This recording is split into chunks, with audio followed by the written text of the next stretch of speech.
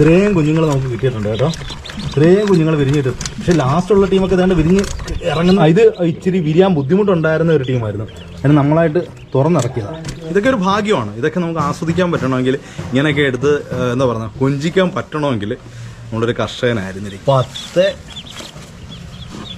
12, 28 ദിവസത്തെ കാത്തിരിപ്പിന് ശേഷം എന്താ നമ്മൾ ഇൻക്യുബേറ്ററിൽ വെച്ച താറാവ് മുട്ട വിരിഞ്ഞ് കുട്ടികൾ ഇറങ്ങിയിട്ടുണ്ട്.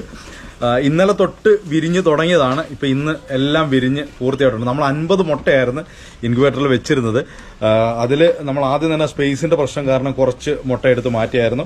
അതിനുശേഷം നമ്മൾ ഇതിന്റെ മുട്ട വിരിയോ ഇല്ലയോ എന്നുള്ള കാര്യം ഏകദേശം നമുക്ക് ധാരണയാകും. ഒരു 10 ദിവസത്തിനുള്ളിലൊക്കെ തന്നെ നമ്മളൊരു കാൻഡിൽ ലൈറ്റ് ടെസ്റ്റ് ഒക്കെ നടത്തി കഴിയുമ്പോഴത്തേക്കും നമുക്ക് അറിയാൻ പറ്റും. അങ്ങനെ നമ്മൾ കുറച്ചെണ്ണം വിരിയാത്തത്, കൊത്തുമുട്ട അല്ലാത്തത്, നമ്മളുടേതായിട്ടുള്ള പാരന്റ് സ്റ്റോക്ക് അല്ലാതിരുന്നതിന്റെ പേരിൽ നമുക്ക് ഉറപ്പ് പറയാൻ പറ്റത്തില്ല. അങ്ങനെ കുറച്ച് മുട്ട, കൊത്തുമുട്ട അല്ലായിരുന്നു, കുറേ മുട്ട എടുത്ത് കളയേണ്ടി വരുന്നു. അതിനുശേഷം ഉള്ള ബാക്കി മുട്ടയാണ് നമ്മളിപ്പോൾ വിരിഞ്ഞേക്കുന്നത്. അപ്പോൾ നമ്മൾ ഓൾറെഡി നമ്മൾ ഈ പെട്ടി തുറന്നെല്ലാം നോക്കിയാണ് കേട്ടോ. അപ്പോൾ അതൊരു കൗതുകത്തിന് വേണ്ടി ഒരു വാവ് ഇടാൻ വേണ്ടിയിട്ട് കാണിക്കുന്നതാണ്. ഇതാ നോക്കിയോ, ഇത്രയും കുഞ്ഞുങ്ങൾ നമുക്ക് കിട്ടിയിട്ടുണ്ട് കേട്ടോ.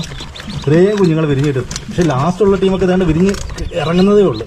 കണ്ടോ, ഇതൊക്കെ ഇപ്പോൾ വിരിഞ്ഞിറങ്ങുന്നേ ഉള്ളൂ. ഒരു മുട്ടത്തോടൊക്കെ ഇരിക്കുന്നുണ്ട്. കണ്ടോ, ഇത് ഇച്ചിരി വിരിയാൻ ബുദ്ധിമുട്ടുണ്ടായിരുന്ന ഒരു ടീമായിരുന്നു. അതിന് നമ്മളായിട്ട് തുറന്നിറക്കിയതാണ്. ഇതെന്താ, നമ്മൾ എണ്ണിയില്ല, കുറേ ഉണ്ട്. ഇത്രയും മുട്ടകൾ, താറാവ് കുഞ്ഞുങ്ങൾ വിരിഞ്ഞിറങ്ങേണ്ടത്. എല്ലാം പ്യോർ കുട്ടനാടൻ താറാവാണ് കേട്ടോ.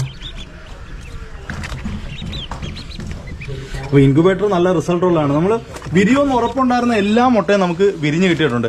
ഇനി ഇതിന് ഒരു വേറൊരു പ്രശ്നം പറ്റിപ്പോയെന്ന് വെച്ച് കഴിഞ്ഞാൽ, നമ്മുടെ വീട്ടിൽ ഇതിന് ബ്രൂഡ് ചെയ്യാനുള്ള ഒരു സൗകര്യം നമ്മൾ സെറ്റ് ചെയ്യില്ല. നമ്മൾ ഈ ഒരു റൂമിനകത്തായിരുന്നു എല്ലാം ചെയ്യാന്നുള്ളൊരു പ്ലാനിൽ ഇൻക്യുബേറ്ററൊക്കെ നമ്മൾ ആദ്യം വെച്ചിരുന്നത്. പക്ഷേ നമ്മുടെ വീട്ടിൽ പെട്ടെന്നൊരു എമർജൻസി ഉണ്ടായി.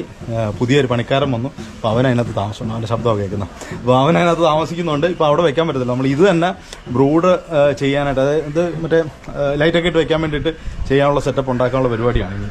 ഇത് തന്നെ ചെയ്യാനുള്ള പരിപാടിയാണ്. അപ്പോൾ കുഞ്ഞുങ്ങളെ ഒന്ന് ഓർക്കണം, ഇവന്മാരി ഈ വയറിൻ്റെ ഒക്കെ ഇടയ്ക്ക് കിടന്ന് കുരുങ്ങി ആ പ്രശ്നമൊക്കെ ഇത് ഇളക്കി മാറ്റാവുന്ന സംഭവം. അപ്പോൾ അത് ഇളക്കി മാറ്റിക്കഴിഞ്ഞാൽ നമുക്ക് ഇതിനകത്ത് തന്നെ സൗകര്യം ഒരുക്കി കൊടുക്കാം എന്ന് പ്രതീക്ഷിക്കുന്നു.